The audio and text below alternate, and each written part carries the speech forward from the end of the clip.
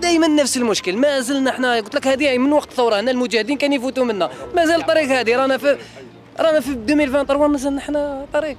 شوفي الحمد لله احنا الضوء كاين، الكليراج كاين، تيليسيتي كاين، لاسينيسمون كاين، الطريق برك، الماء كاين، الطريقه برك اللي الطريق بون الماء راه عندنا بيار، ما عندناش فهمتي كيفاش؟ اسمح لي برك.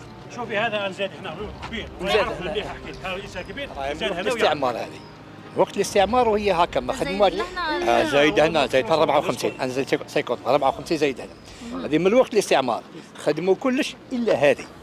ها حجرت ها اصطاد ها شو كي عاد بيست. شكرا لكم على هذه الفرصه باش نجاوب على انشغالات سكان هذا الحي العزيز علينا. حي سمار هو حي قريب وسط المدينه، فيه طريق رئيسي معبد وفيه طريق ثانوي غير معبد عباره عن اتربه على مسافه 600 متر تقريبا. سبق لي اني التقيت ببعض مواطني هذا الحي وطرحوا هذا الانشغال، على اثرها وفدت لجنه تقنيه على مستوى الدائره لمعاينه تعيين المكان وضعيه هذه الطريق. تم بموجبها اعداد بطاقه تقنيه بمبلغ 700 مليون سنتيم على مسافه 600 متر طولي. تعني هذه البطاقه التقنيه تعبير الطريق، الاناره العموميه والتهيئه العمرانيه. سوف اطمئن ساكنه هذا الحي بان الموضوع سوف يتم التكفل به مستقبلا في القريب العاجل جدا. شكرا لكم. ان شاء الله. بما انه رانا احنا في عندك سيدي بنود، عندنا كذلك حي سرايري. نعم. حي سرايري تقريبا نفس المشكل.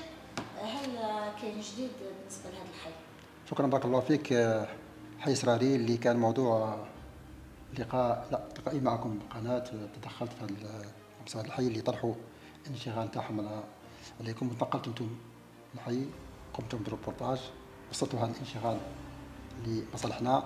على اثرها قمنا باعداد بطاقه تقنيه للتكفل بالموضوع، وبموجب وبمناسبه انعقاد لجنه التحكيم على مستوى الولايه تم التكفل بالموضوع وتم تسجيل العمليه وسوف يتم انجازها في 3 أشهر القادمه ان شاء الله. هل ممكن معرفه الغلاف المالي اللي يتم رصده لهذا المشروع؟ لا يمكن، كما يقولون لا يمكن، لانه هذا الموضوع سيكون محل مناقصه بالمقرين. اذا ما نقدرش نفصح هذا المبلغ لان الموضوع ولا شيء رسمي ومحل مناقصه من طرف المقاولين. ولكن الامر سوف يتم التكفل به في القريب العاجل لان العمليه سجلت بصفه رسميه.